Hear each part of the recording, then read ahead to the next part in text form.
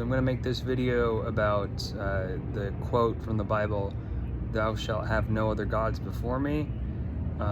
Most people think that means that you shouldn't worship any other god, or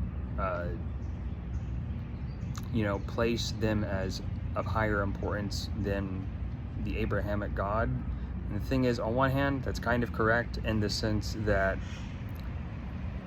no other being that would be considered a deity, so to say, should be placed above that one, not because it's like a finger wag of shame. It's that it's trying to say, don't confuse these lesser fractal expressions for the source.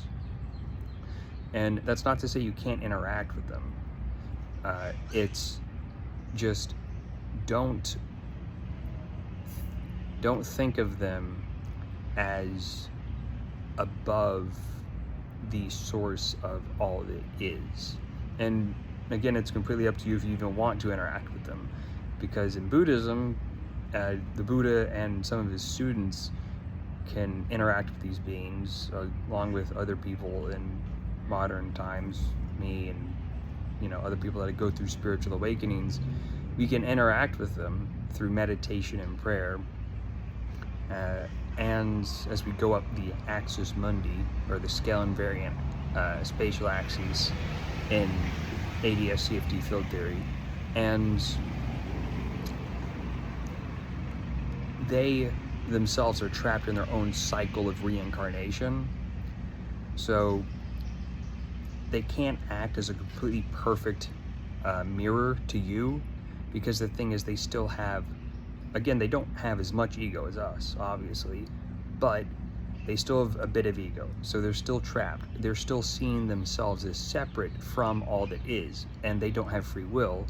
It's why they act in seemingly abhorrent ways in myth, like Poseidon and raping, or Zeus also raping, or they're expressions of toxic masculine aspects, but there's also plenty of expressions of toxic feminine aspects as well, like Kali's uncontrollable rage. And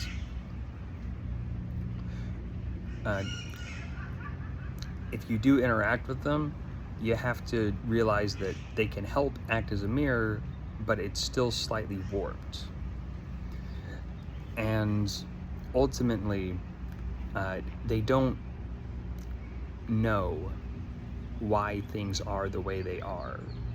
For example, at one point, a student of the Buddhas, of Siddhartha Gautama, went and asked Brahma, where's the universe come from? And he had asked him 3 times, and then after asking him 3 times, Brahma pulled him aside. He's like, hey, look, I don't know. It's like asking the goddess or god of life where the flowers come from. I don't know, they just sprout wherever I walk. So it's also, since they're higher fractal expressions of us, that means that if you are seeing them as a deity, then you are seeing them separate from you. And by doing so, they themselves are seeing themselves as separate from everything else, from source, from God. So you're actually doing a disservice to these beings that you want to interact with by viewing them that way. And you're keeping them trapped in their own cycle of reincarnation. Because the way this works is, as you integrate from your subconscious into conscious awareness and raise your understanding of self, the higher fractal expressions will then begin to integrate their subconscious into conscious awareness, but in their own higher dimension, which the flow of time moves at a different rate of speed. That's what allows you to actually gain access to higher dimensions, is that time acts as a distributor of space with time dilation.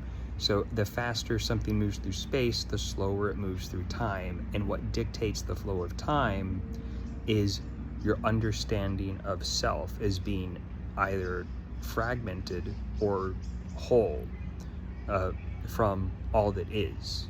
And once you reach a certain threshold or level, your soul will then go up and escape the cycle of reincarnation of samsara and just go back to a higher level of conscious awareness. And the soul itself acts kind of like